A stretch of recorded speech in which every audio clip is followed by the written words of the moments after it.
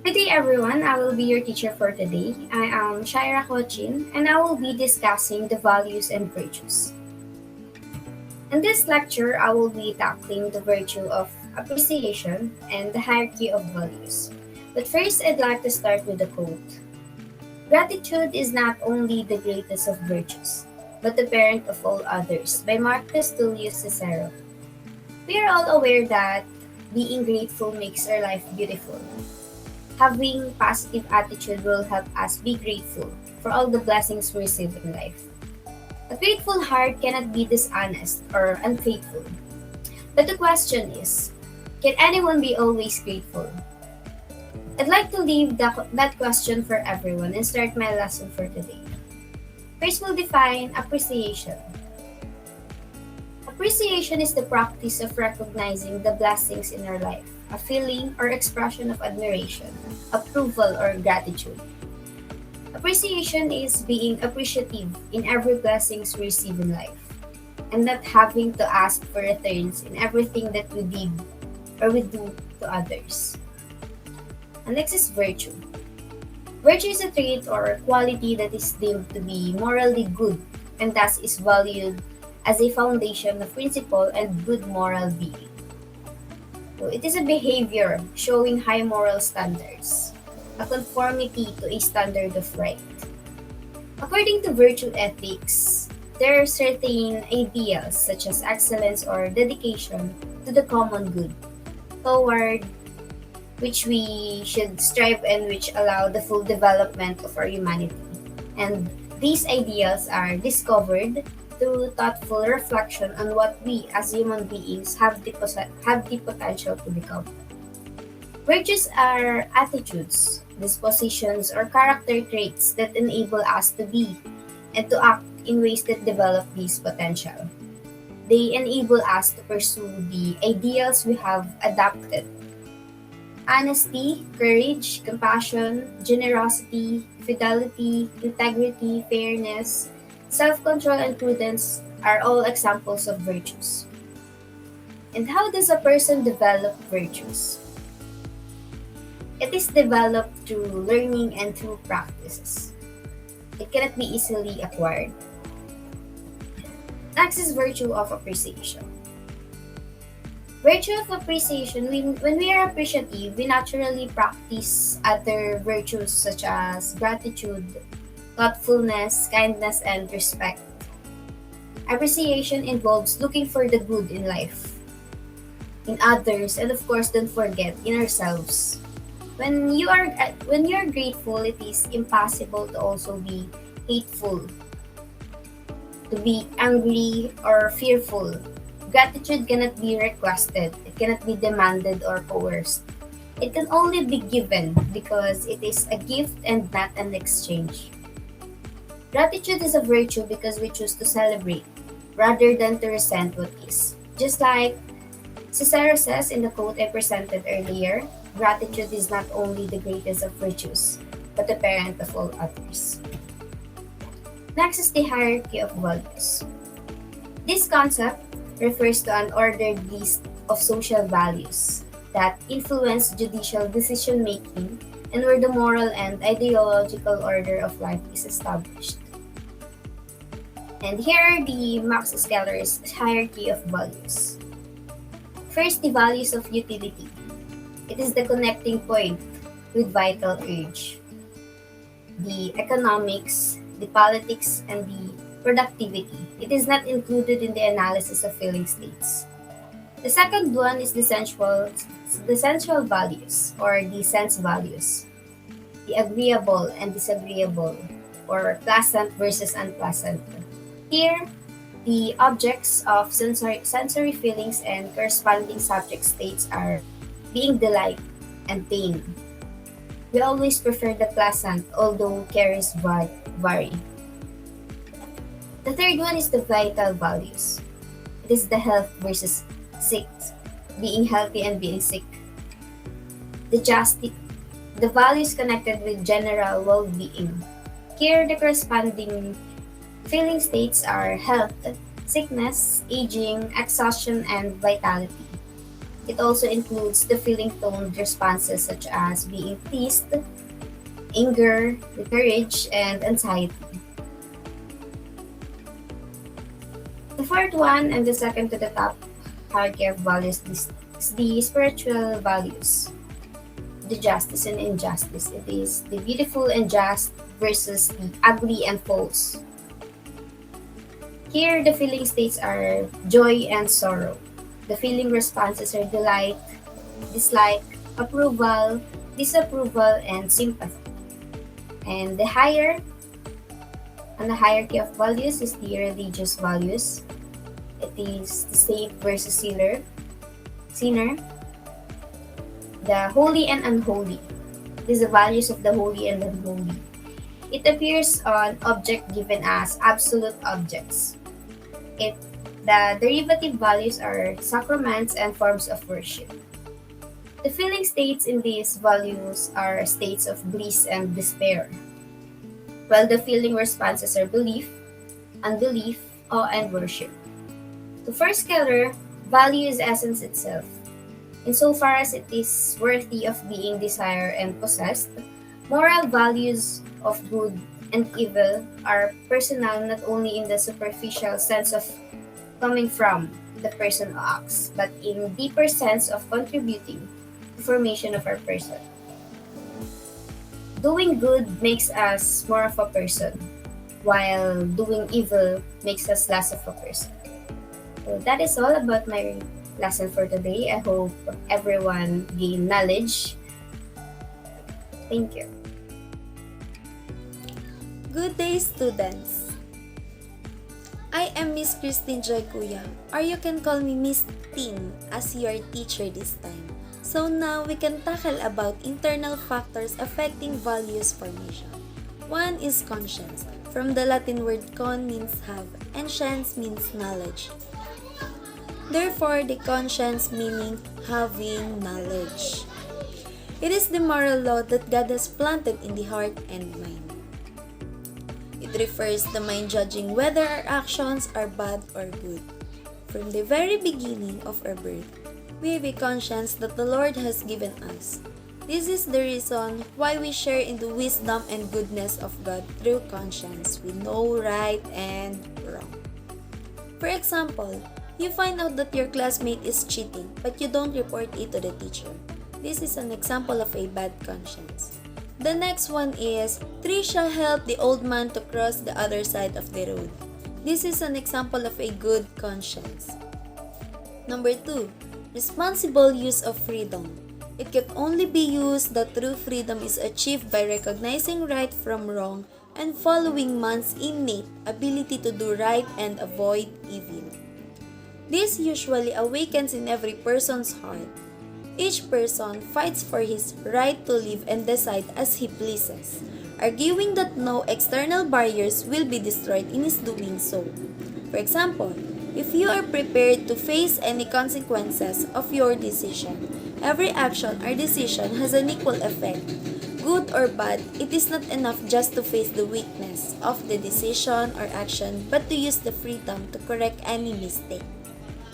Number 3, sensitivity to evil. If a person is faithful in doing right, he will hesitate to do wrong. Determining the general good or evil of human behavior can be measured by the following. A is the purpose. Refers to the purpose, cause or intention of the action and the performer of the action. B is method. Is the actual act or deed. C is circumstances rather. Consideration of time, place, manner or the respondent to the question of when, where, how or how much. Thinking first about whether or not to do something.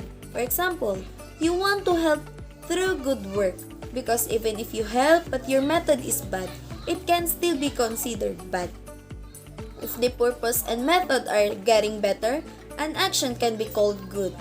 But if any one of them is evil, the whole human action is evil. Good day, students! I am Miss Nerlin Roche Celorico. Let me continue discussing the internal factors affecting values formation. The fourth factor is the practice of virtues. First, let me define the word virtue. Virtue is the moral excellence of a person. Morally excellent people have a character made up of virtues, valued as good. One of the examples of virtue is being honest. Admitting that you are wrong is showing honesty. Honesty is about telling the truth. It's easy to be honest most of the time, but sometimes it can be really hard. Usually, people tell small lies to preserve social relationships, protect others' feelings, or their own self-image. Nevertheless, being honest when it is tough shows our character. If you were to ask, what is the importance of virtues? Virtues are universal and recognized by all cultures as basic qualities of a well-being. When we recognize the importance of virtues in our lives, it will help us to fight off temptation and sin. It can also lead us to have a better communication, understanding, and acceptance towards others. Applying these virtues in our character can lead us to have a good and happy life. Another example of virtues are discipline. It enables a person to achieve the goal of running 25-mile race, creating better health. Kindness towards someone who is having a hard time or bad day can make him or her smile and build rapport. Trust in a relationship fosters dependability and intimacy, creating valuable and meaningful relationships. The fifth internal factor is self-discipline. Self-discipline is the ability to push yourself forward, stay motivated, and take action, regardless of how you're feeling, physically or emotionally. You are showing it when you intentionally choose to pursue something better for yourself. And you do it in spite of factors like distractions, hard work, or unfavorable odds. It is an essential in every area of life. Self-discipline is different from self-motivation or willpower. Motivation and willpower contribute to it as do persistence, the ability to follow through on your intentions and hard work. This skill gives you the power to stick to your decisions and follow them through, without changing your mind. That's why it is one of the important requirements for achieving goals and carrying out tasks. Moral integrity is the last internal factor. Moral integrity is doing the right thing when no one is watching. We know what is right and wrong and we choose to do the right thing. Doing the right thing when it's the easiest or the most profitable thing isn't what matters. When things are easy, anyone can appear to have a backbone. It's the hard times that matter. It's not always easy to stick to your morals and values, especially when the world tries to shape you into someone you're not just to fit in. Sometimes it seems impossible to be true to who you really are. Without integrity, you'd be constantly adjusting to the standards of the world, compromising the essence of your soul. Having integrity means living your life according to your morals and values. That is all for the internal factors affecting values formation. Hello and good morning everyone. I'm ZJ Mark Lawrence de la Vega and I'll be the one who will discuss the external factors affecting values formation. Next. So, before I proceed to our topic, let me share to you a favorite quote of mine by Eva Barros. The love of a family is life's greatest blessing. In today's world, when everything is losing its meaning, we need to realize the importance of family more than ever. While the world is becoming more modern and advanced, the meaning of family and what stands for remains the same. It does not matter what kind of family one belongs to. It is all equal as long as there is a caring and acceptance. You may be from a joint family, same-sex partner family, nuclear family, it's all the same. The relationship we have with our members makes our family strong. We all have a unique relationship with each family member. In addition to that, other things, a family is the strongest units in one's life. So next, now we'll proceed to the first factor, which is the family and method of rearing. The family serves as the foundation of an individual society and personality because parents are the ones who will build the structure of their children's behavior and values. Parents are given the authority to develop the children's behavior and self-esteem. So next, the teacher and religious leaders. They help to expand the children's minds and understand their ability to gather wisdom to use it in truth and goodness. Understand his or her capacity and good to acquire wisdom and develop his thoughts. And lastly, peers. In the late stages of childhood and the early stages of adolescence, they are one of the strongest influences. Children with weak personalities are often easily persuaded to do anything just to be part of the group. On the other hand, if your self-esteem is high, it will be easier for you to make decisions based on your moral conviction. And that's all. Thank you very much. I'm teacher Auntie Libby Cano, your teacher for today. So, we discuss about mga salik na panlabas or external factors na ka-influensya sa paghubog ng mga pagpapahalaga or influencing molding of values. So, letter D is the cultural heritage. So, cultural heritage is the legal legacy that from the past to the future generation. So, example of this is the beliefs, superstitions, food, languages, arts. Letter E is the socio-economic status. So, there are three levels. Three levels such as high, middle, and low. So, example of this is the income, the background, and the education of an individual. Letter F is the media. So, this media is that we're using it in every daily lives. Example for this is the gadgets. So, the gadgets we can use the FB, IG, Twitter. There are negatives and positives. So the positive is that we can use it to communicate or to write our emotions and ideas, opinions. So the negative, it can hurt other feelings, can cause harm, and a lot of limitations. So